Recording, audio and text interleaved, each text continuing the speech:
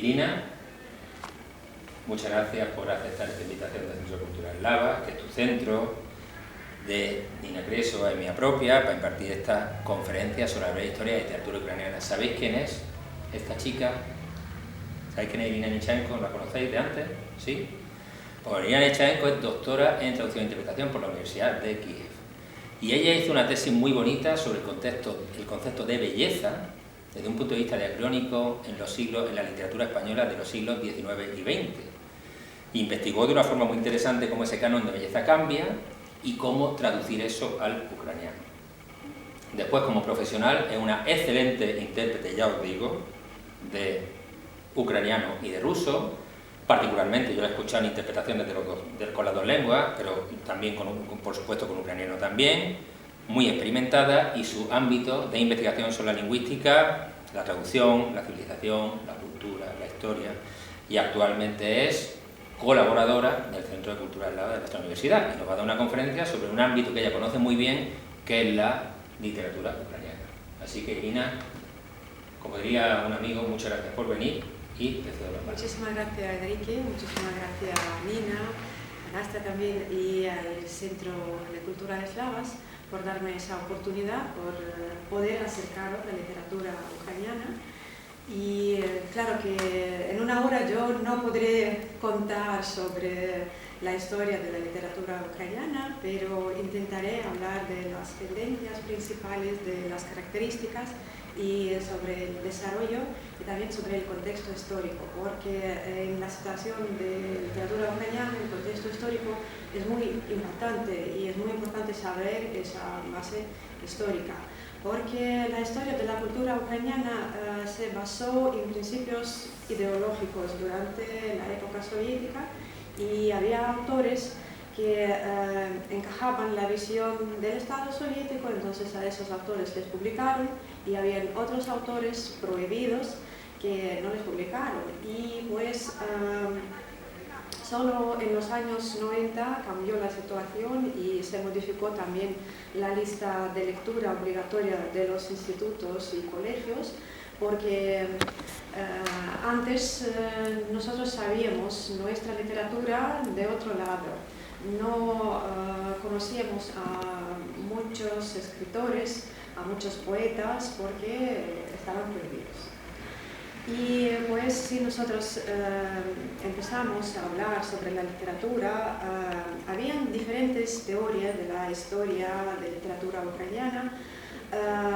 Unos intentaban clasificarla como una literatura gótica, barroca, clásica, moderna, otros intentaron clasificarlo según los autores, estilos, pues existen diferentes. Pero ¿de dónde surgió la literatura ucraniana?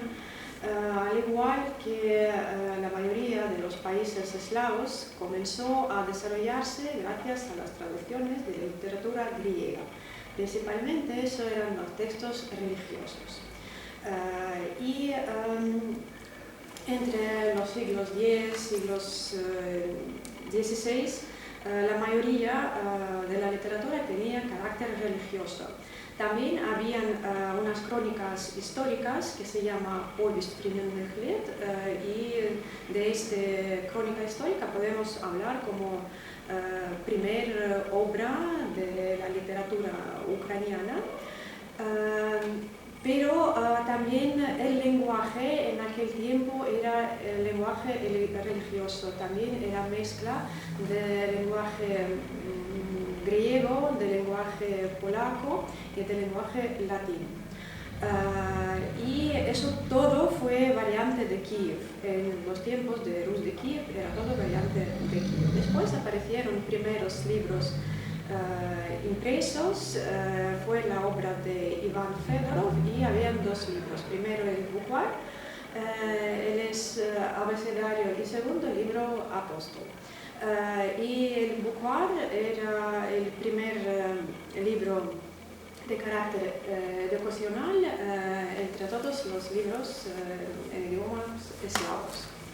Y hasta ahora los primeros, pero ahora son partes de las obras, hasta ahora hay dos variantes impresos, una está en la Biblioteca Real de Copenhague en Dinamarca y otra está en la Universidad de Harvard en Estados Unidos. En los siglos XVI, XVII, después empieza la época de barroco, eso cambia la arquitectura, ropa y además cambia lengua y literatura.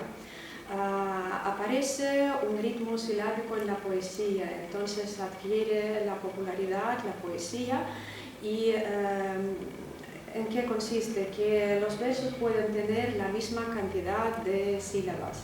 Y en literatura ucraniana era Grigory Skovoroda, que presentó los primeros poemas en este estilo, en poesía silábica, y era el filósofo y también gracias a él se popularizaron las canciones históricas y aparecen tan fenómeno en la cultura y literatura ucraniana como kobzari.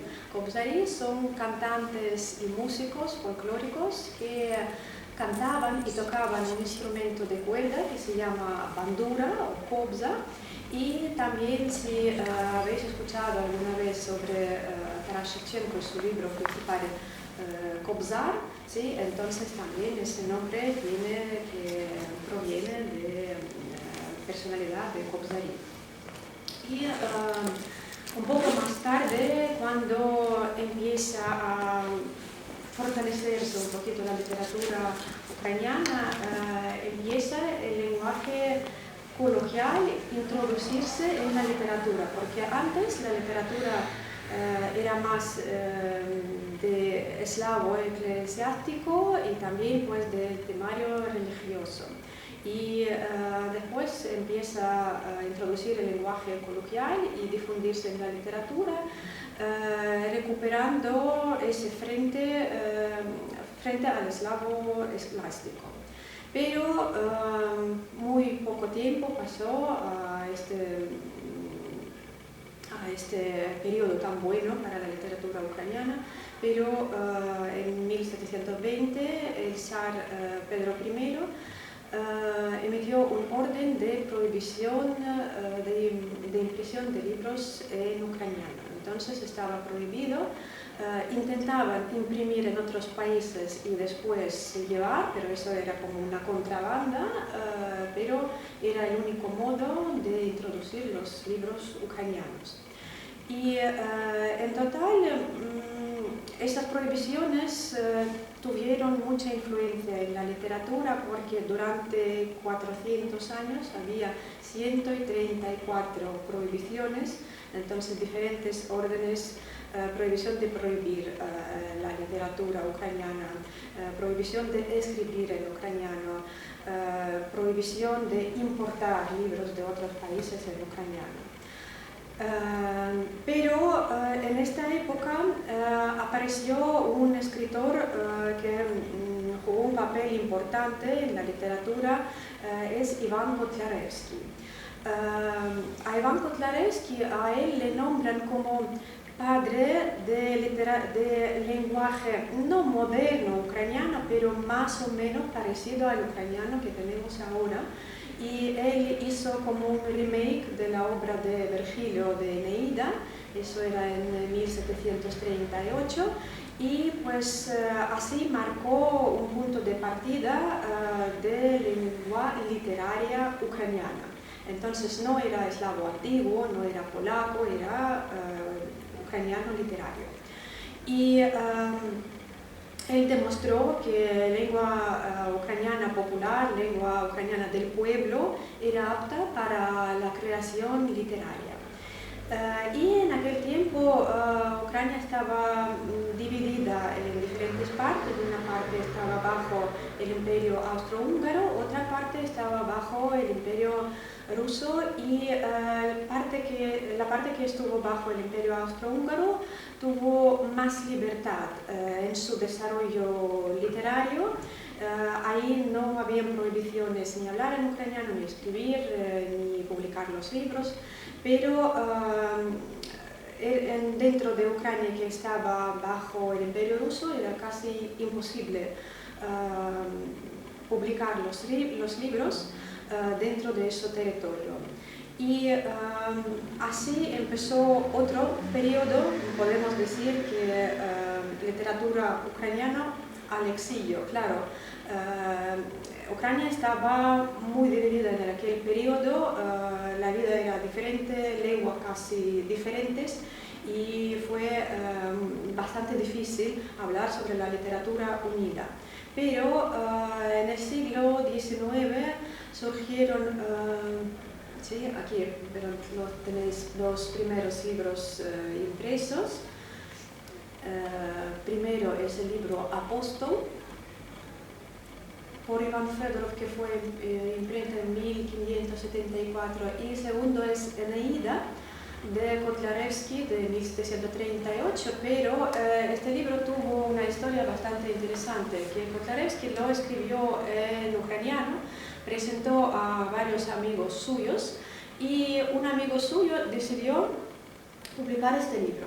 Pero como libro fue escrito en ucraniano, entonces decidió traducirlo al ruso y así publicarlo. Entonces, primer variante del libro que estuvo escrito en ucraniano salió en ruso. Y Kotlarevsky ni siquiera sabía de eso. Después, al saberlo, él publicó, pero eso era 5 años más tarde, él publicó su libro en ucraniano. Y aquí tenéis este primer variante que salió en ruso. Y pues en el siglo XIX aparecen 3 figuras canónicas de la literatura ucraniana, 3 figuras principales, más importantes, más famosas, son Taras Shevchenko, Lesia Ukrainka y Iván Franko. Taras Shevchenko es una personalidad muy interesante y lo que he mencionado antes, que durante la época soviética nosotros no sabíamos qué persona polifacética era él, que siempre a nosotros contaban que este personaje era de la familia humilde, muy pobre, que era desgraciado, era esclavo además, y pues no tenía ni educación, era autodidacta. Pero la verdad que sí, que era esclavo porque su madre era libre, pero se casó con un esclavo y entonces sus hijos que nacieron eran esclavos. Pero cuando él tenía 7 años, su propietario vio las calidades que tenía él y ayudábale a tener educación. No era educación, era educación muy básica, pero él pudo obtenerla y entonces después él pudo aprender a dibujar, porque él no era solo escritor y poeta, también era pintor y también era etnógrafo. Pero esa historia como una persona del pueblo y para el pueblo, él era luchador por la justicia. Y en la literatura ucraniana él ocupa el mismo puesto como las poetas románticas en las literaturas europeas, por ejemplo, como el español José Espronceda o Gustavo Adolfo Bécquer. Entonces un personaje muy importante. Y también su libro, que es su obra poética, que se llama Testimonio, Zapovit en ucraniano, fue traducida, es la obra más traducida, entre 5 más traducidas del mundo, que fue traducida a 100 idiomas. Y también una cosa interesante de Taras Shevchenko, que tiene la mayor cantidad de los monumentos por el mundo. ¿Y por qué eso? Claro que puede sorprender, porque en aquel periodo habían 2 olas de inmigración y entonces los emigrantes que venían a Estados Unidos, que venían a Argentina y a Canadá para ocupar su territorio y mostrar que este territorio está ocupado por los ucranianos, ellos construyeron una iglesia y pusieron un monumento a su poeta Taras Shevchenko. Y así, por eso, tiene tantos monumentos por todo el mundo. Y como he dicho que él era esclavo, pues sus amigos le ayudaron a hacer una subasta. En esa subasta vendieron los retratos que pintó él y así pudieron comprarle la libertad, y a partir de 24 años él fue una persona libre. Él escribió los textos que escribía él, los textos poéticos, hasta ahora son muy importantes para los ucranianos. Hay citaciones con esos textos, además se puede ver muchas veces aún en las camisetas las palabras de sus poemas, porque son muy emblemáticos para los ucranianos. Y Lesia Ukrainka es la mujer destacada porque, además de ser mujer poeta era bastante difícil. En aquel periodo era feminista, destacó por su fuerza, su espíritu y su visión feminista. Y si conocéis un drama que se llama Canción del Bosque, hace 2 años que salió un dibujo animado basado en su drama, y lo proyectaron también en España. Pues esta Canción del Bosque, ese poema, ese drama, en ese drama se mezcla historia de amor, pero también con folclore ucraniano, porque como se llama Canción del Bosque, cuenta sobre los personajes del bosque, sobre las guardianas del bosque, sobre el alma del bosque. Y pues en la literatura ucraniana no hay casi nada parecido a este drama. También ella tiene muchos poemas y como hace, si no me equivoco, 5 años hubo un aniversario, o sea, hace 3 años hubo un aniversario de Lesia Ukrainka, y pues presentaron las traducciones de Lesia Ukrainka aquí en España, en español. Y Iván Franko, él era intelectual, con la posición pública muy clara, y sus novelas cortas, sus dramas, además los cuentos para los niños, cuentos históricos, y escribía también poesía. Su obra más famosa se llama Zahar Berkut, es la obra histórica sobre la resistencia. También una drama que se llama La felicidad robada, que fue traducida en 2018 al español. Y de los cuentos infantiles, el más famoso, más popular, El zorro Mykita. Pues esas 3 figuras canónicas de la literatura ucraniana. Y de esta época también destaca Iván Nechuy Levitsky y su obra La familia de los Kaidash. Ya pasó casi 2 siglos desde que él escribió esta novela, pero todavía mantiene interés, y también mantiene el arquetipo de la familia ucraniana, porque se trata allí sobre la vida de una familia en un pueblo, sobre sus relaciones con los vecinos, y pues todas esas situaciones cotidianas que hasta ahora pueden repetirse. Y para comprobar que esta obra todavía es muy relevante para nuestros tiempos, yo puedo decir que hace 2 o 3 años que rodaron unas series basadas en esta obra. También de esta época escritores como Olga Kobylanska, Mikhailo Kotsubensky y Panas Myrny. Luego viene el siglo XX. El siglo XX empezó del renacimiento en la literatura, en la vida, porque en aquel periodo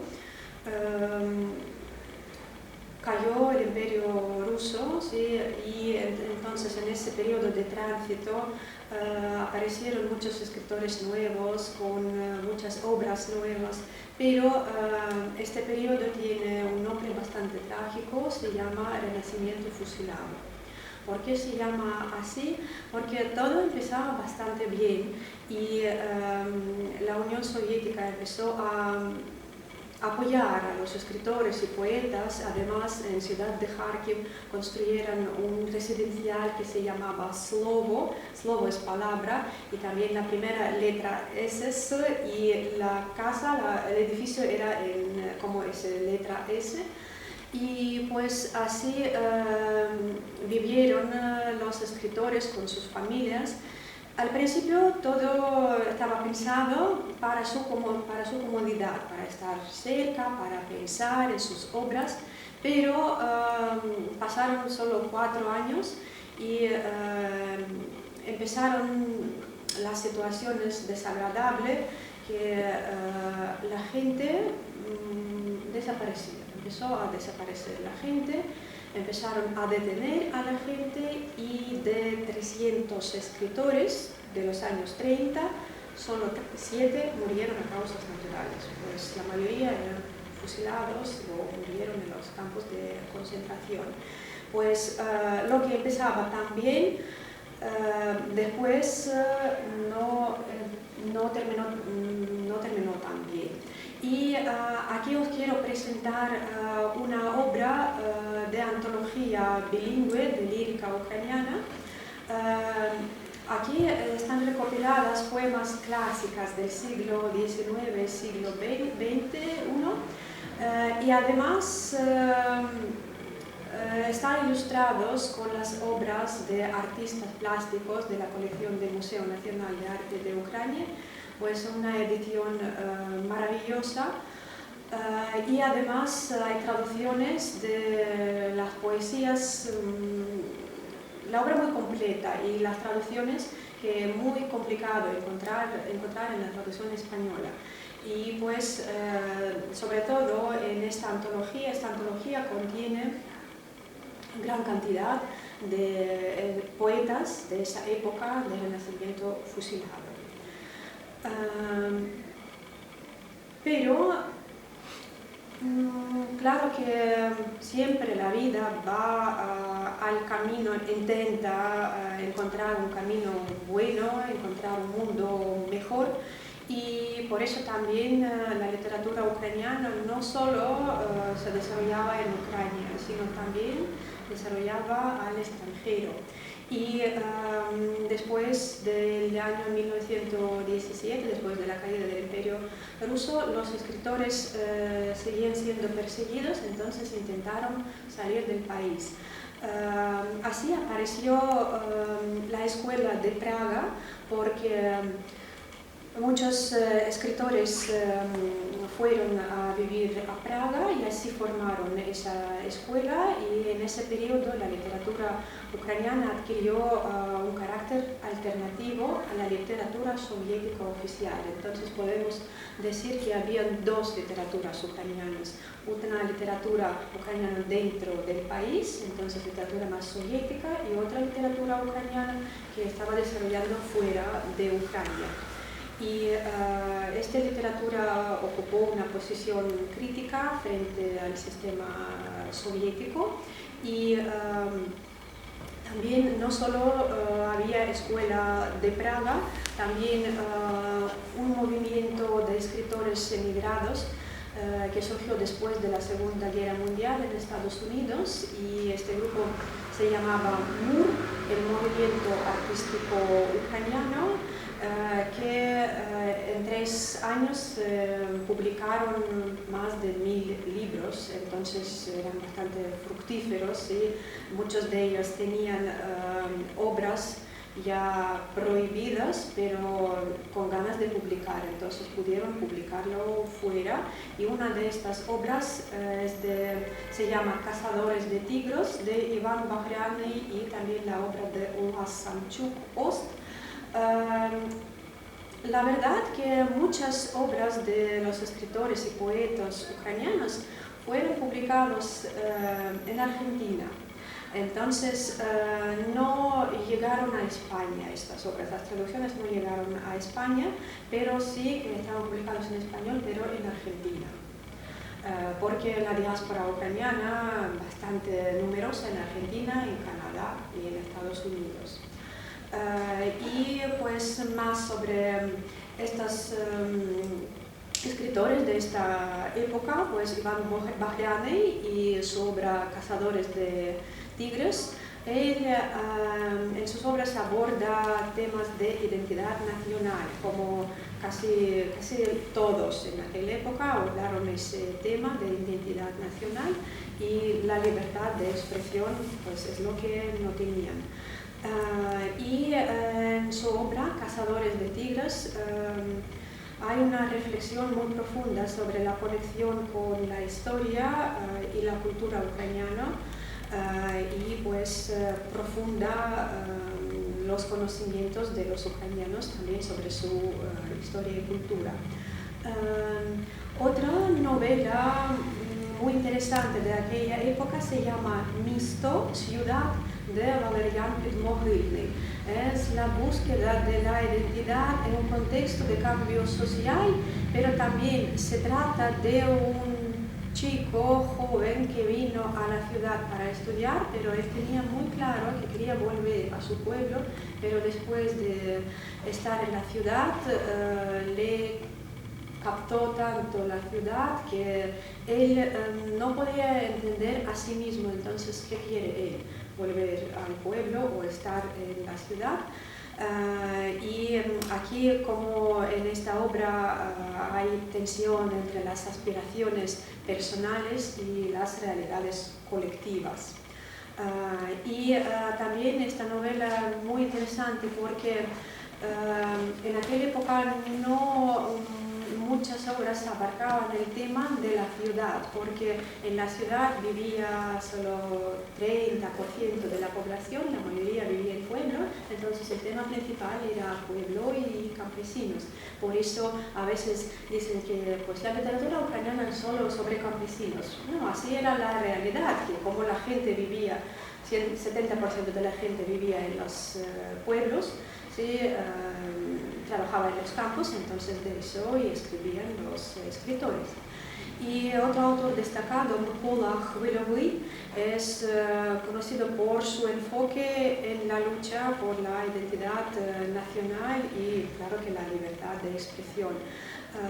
Su obra también tiene profunda conexión con la historia, cultura ucraniana, opresión política, y lo que es muy interesante que ahora, en los últimos 2, 3, 4 años, muchas dramas ahora están en los teatros, ¿sí? Como obras teatrales. Y también de Mykola Khvylovy, su obra Ya romántica, soy romántico, también ya se puede ver en los teatros. Y que puedo decir que ahora en Ucrania los dramas, las obras teatrales ucranianas basadas en los dramas de los escritores ucranianos ahora son más populares. Sí, que antes, durante 30 años de la independencia, no habíamos tenido esa popularidad como hay ahora.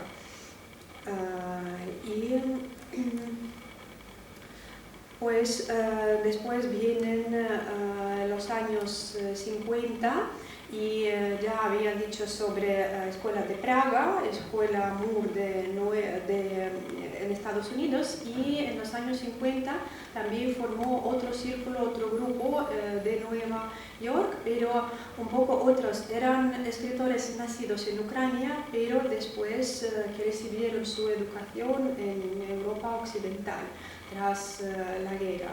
Y también al inicio de los años 60 apareció en Múnich, fundaron una revista, Suchasnist, se llama Modernidad, y esta revista existía hasta el año 2013. Entonces, muchos años, sí que podemos hablar sobre 50 años de esa revista, y los primeros 30 años publicaba en Alemania, luego en Estados Unidos, y últimos años publicaba en Ucrania.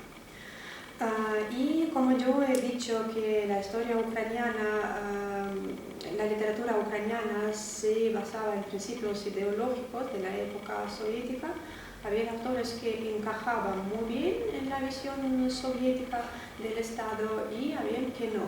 Y pues para muchos lectores eso fue una sorpresa muy grande que, por ejemplo, los alumnos del años 60 y 70 que conocían al mismo Pavlo Tychyna de un punto de vista y de sus poemas soviéticas, pues 30 años después ellos supieron que él tenía otro tipo de poema, sí, pero este poema no pudo publicar porque no encajaban en la edición, en la crítica, sí, de la crítica soviética. Ese periodo de prohibición casi hasta los años 80 y al final de 80, en los años 60 empieza a cambiarse la situación y así empiezan los poetas, escritores de años 60, se llaman шестидесятники, como sesenteros. Y esta agrupación apareció al finales de años 50 y es la generación de intelectuales que entraron en cultura, literatura y también política ucraniana. Y entre esa agrupación de los intelectuales de 60 eran escritores Iván Drach, Mykola Vinkanovsky, Vasil Simonenko, Lina Kostenko. A propósito de Lina Kostenko, aquí tenéis el libro de poemas. También entre ellos eran pintores y directores de cine y teatro, que seguro que conocéis a Sergei Parajanov, sí, el director de cine, sí, también formaba ese círculo de intelectuales de años 60, y también traductores, y uno de ellos, Mykola Lukács, él tradujo Don Quijote al ucraniano. Y pues entre estas personalidades de años 60, el poeta más influente de la literatura ucraniana es Vasil Stus. Por desgracia, él fue torturado en campo de concentración en 1985, pero su última publicación salió en el año 1960. Entonces, y no pudo publicar durante 25 años porque estuvo en los campos de concentración y después fue fusilado, y siguiente publicación ya salió en 1989, 4 años después de su muerte, y también en este libro, en esta antología, hay poemas de Vasil Stus, Vasil Simonenko, otro poeta que vivió solo 28 años, poeta muy joven y actual hasta ahora. También en esta antología, Así no amaba a nadie, antología de los poetas románticos de años 60 ucranianos. Y la reina de la poesía ucraniana se llama Lina Kostenko, una mujer leyenda. Hace una semana que cumplió 95 años, sigue viva, sigue trabajando, tiene una mente muy claro, y ella también se llama como icono vivo de la poesía ucraniana. Ella tenía la prohibición de publicar sus libros durante 16 años. Su novela histórica muy interesante que se llama Marusia Churay, por desgracia Lina Kostenko casi no está traducida al español. Sí, pues hay que hacer algo con esa situación, sí, porque el mundo debe saber también y conocer sus poesías. Hay varias poesías en esta antología, pero su drama Marusia Churay, novela histórica que es escrita en verso, y está considerado como una de las obras maestras de la literatura ucraniana, que había de verdad ese personaje, Marusia Churay, una cantadora, y también que pues Lina Kostenko describe su vida, su historia de amor, claro que está adornado con las tradiciones de Ucrania de aquellos tiempos. Y eso sí, hablamos sobre los años 60-70 y pasamos a los años 80. Y en los años 80 empieza el postmodernismo ucraniano y este periodo fue marcado por la catástrofe de Chernóbil. Y así empieza el postmodernismo ucraniano. En los años 80 formó un grupo literario que se llamaba Bubabu, con Yuri Andrukhovich y Alexander Irvanets, y así aparecieron las obras de Yuri Andrukhovich, Recreaciones, Moscoviada, y Yuri Andrukhovich es el escritor ucraniano más traducido al español, que tiene traducido 6 libros al español, sí, que aquí tenéis 3, pero en total tiene 6. Son más importantes Recreaciones, Moscoviada y Pequeña enciclopedia de lugares íntimos. Y la literatura ucraniana de los años 90 a los años 2000 como se volvió a ser libre de la ideología, y entonces surgió gran cantidad de poetas, de escritores en aquel momento.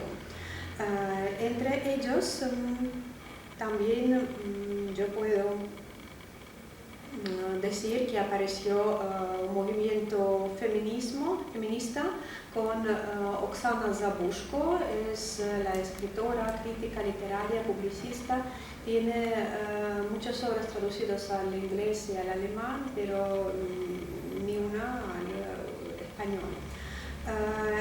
En la actualidad, ella es una escritora muy destacada, una escritora filosófica que tiene casi 20 libros, y esos libros ocupan un lugar importante y revolucionario. ¿Por qué revolucionario? Porque en 1996 salió su libro Estudios de campo en el sexo ucraniano, y eso era la verdad revolucionario, porque después de la época soviética, con censura,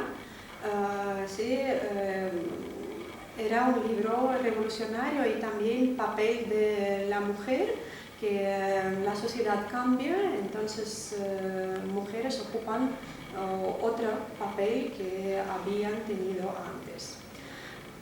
Y las obras de Oksana Zabushko están traducidas a más de 20 idiomas, pero por desgracia no al español.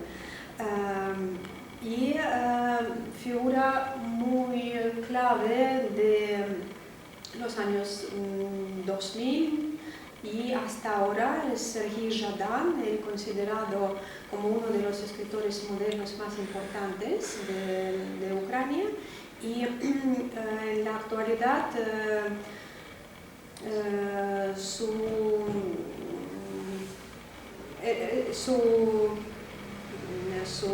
obra literaria incluye 5 novelas, 11 poemarios y 2 proyectos musicales, también una película, y recibió muchos premios literarios en Suiza, Estados Unidos, Polonia, Alemania, y tiene 2 libros traducidos al español, es Vorshelogrado y Orfanato. Orfanato,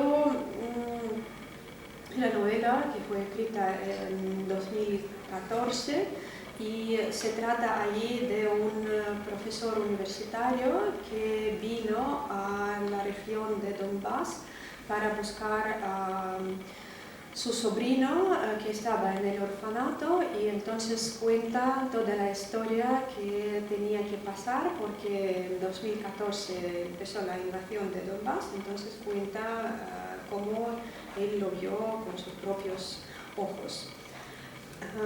Y ahora como venimos al año 2014 y pues en el año 2014 todo cambió en el campo literario ucraniano, la sociedad se transformó y por supuesto la literatura también recibió muchos cambios y porque muchos escritores se fueron a la guerra y quizá jamás hubieran empezado a escribir, pero como tuvieron esas experiencias, otras circunstancias, así empezaron a escribir y pues es un boom de la literatura de no ficción, de los ensayos cortos y que alcanza su apogeo en la literatura ucraniana y así la gente empieza a interesarse más en la historia y en las tradiciones. Entonces un poco cambia el tipo de la literatura. Y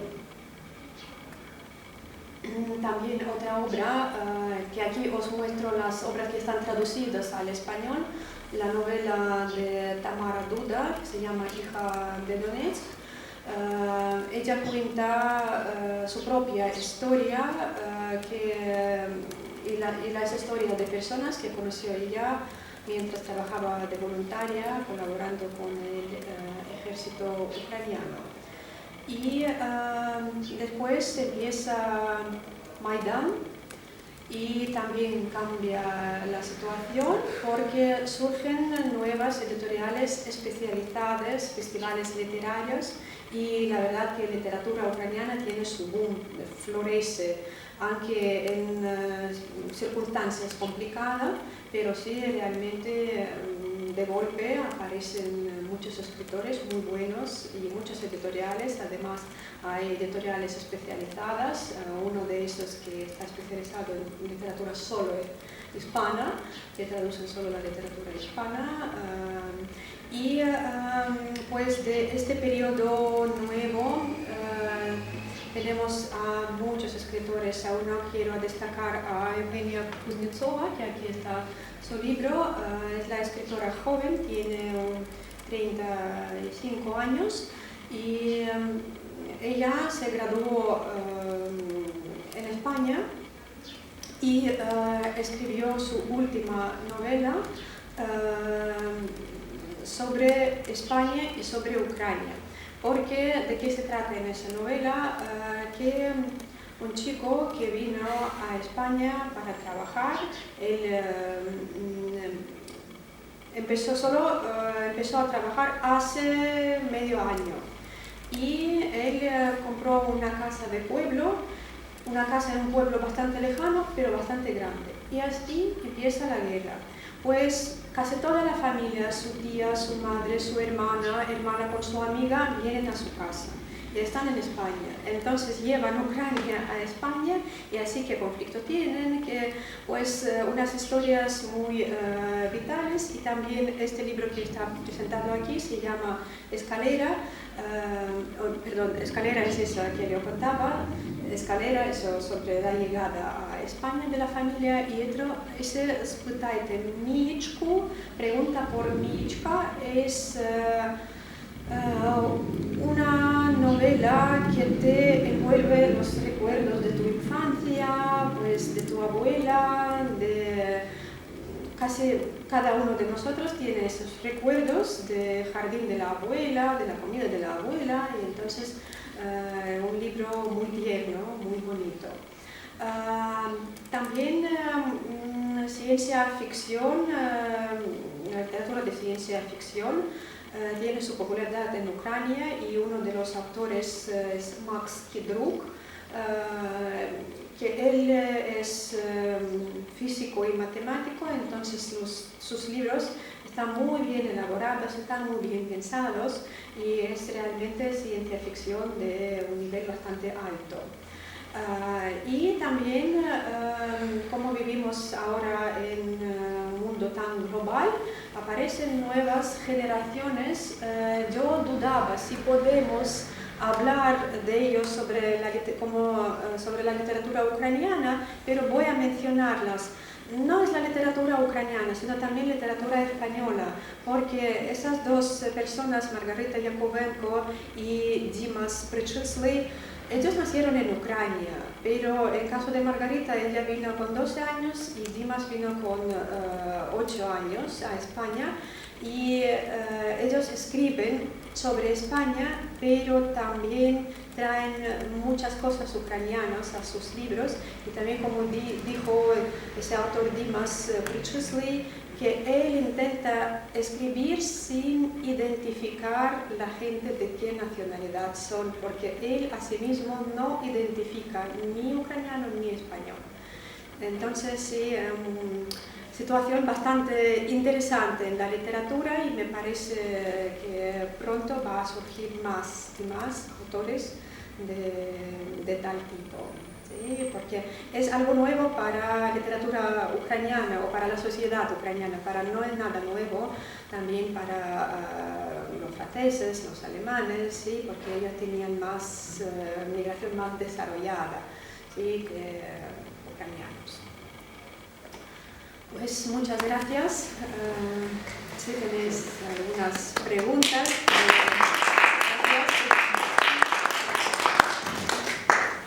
Bueno, ¿tenéis preguntas? Una pregunta de arquitectura. La época, hay un estilo barroco sí. de la arquitectura ucraniana. ¿Y cuál es la relación con la literatura? Porque el barroco es algo especial, pero en la literatura, ¿cuál es la descripción del barroco? Literatura barroco, ¿sí? Barrochna literatura, sí, eso en ucraniano. Eso también, cuando aparecieron muchos nuevos autores, ¿sí? Entonces, como influyó todo, y pues un aire nuevo, ¿sí? Como literatura barroca, un aire nuevo en la literatura. Sí, yo puedo decir que la literatura ucraniana es bastante joven, ¿sí? Que no tiene tanta tradición por todas esas prohibiciones, y la verdad que ahora mismo nosotros descubrimos nuestra literatura de otro lado, porque pues sí, yo voy a contar sobre mis padres, sobre la generación de mis padres. Ellos no conocían a los escritores que yo aprendía en el colegio, porque estaban prohibidos en aquellos tiempos. Gracias por la pregunta. Yo tengo una pregunta también. Si no me equivoco, la literatura de la que has hablado tú fue escrita en primer lugar en eslavo antiguo o ¿cómo se llama? El ruso eclesiástico, ¿no? Sí. ¿Cómo se llamaba, no?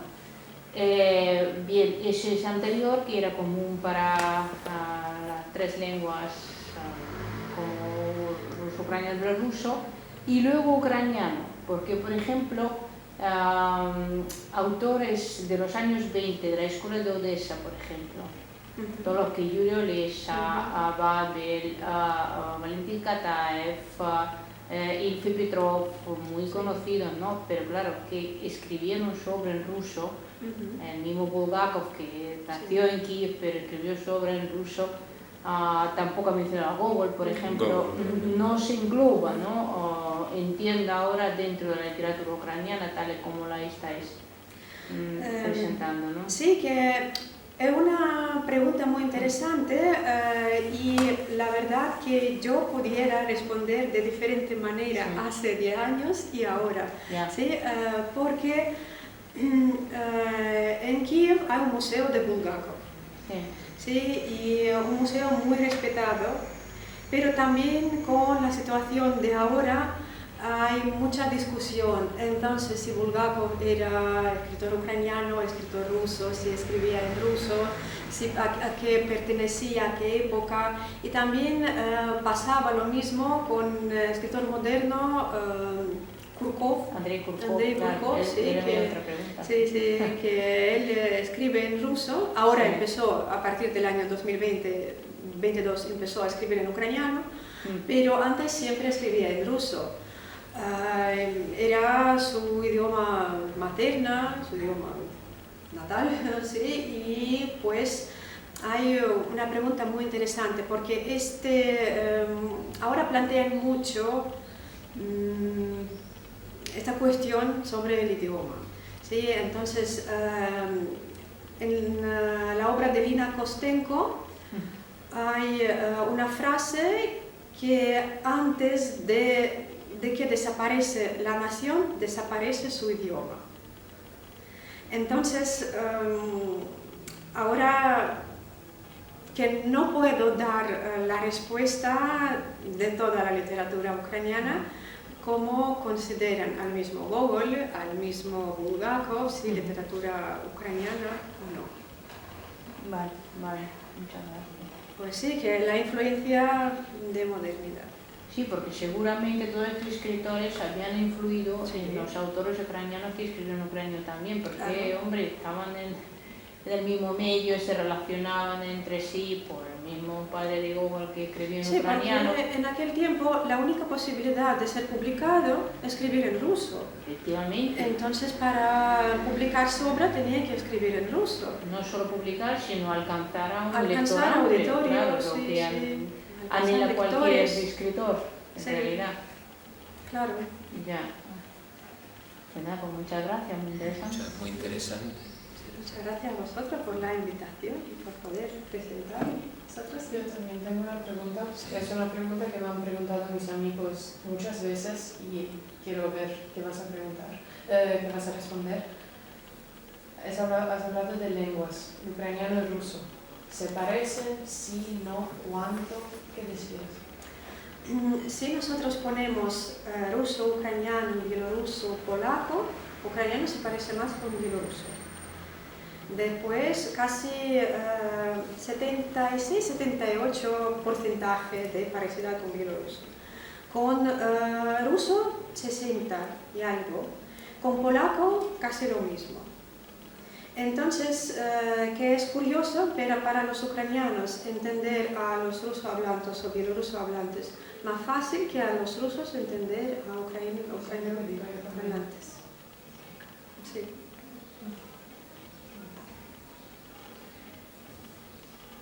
¿Otra pregunta tenías tú? Sí, pensando tal vez a la literatura en el siglo IX, ¿no? Con los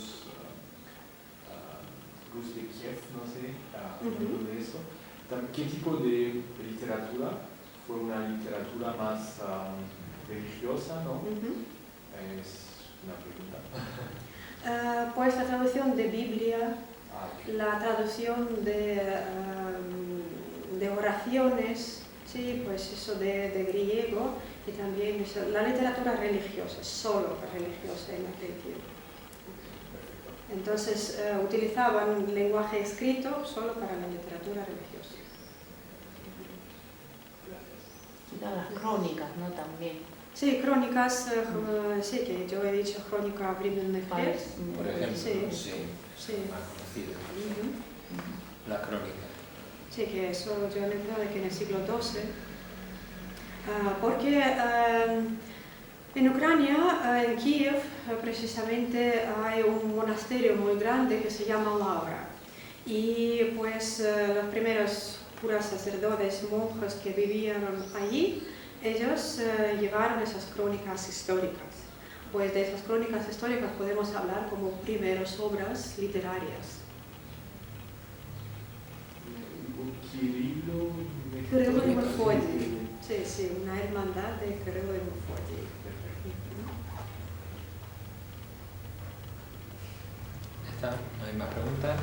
Bueno, última pregunta tengo también. El folclore ucraniano, a mí me interesa siempre mucho el folclore porque es muy rico, sobre todo Sí. en aquella zona es muy rico. ¿Hay traducción al español y algo de folclore ucraniano, de cuento, a lo mejor algún volumen de cuentos, de hadas, de, yo qué sé, cuentos maravillosos o cosas así? Cuentos al español, la verdad, que no he encontrado el español de España. Sí. En Argentina sí, En Argentina sí, yo he encontrado, pero de los años 50, 60 sí. Pues modernos hay escritores ucranianos que sí, que publicaron 2 o 3 libros que publica, pero son modernos, que publicaron sus libros de cuentos infantiles en español. Eso sí, sí. Eso sí, pero los cuentos clásicos, no. ¿Hay más preguntas? Pues bueno, un aplauso, lo has hecho muy bien. Muchas gracias.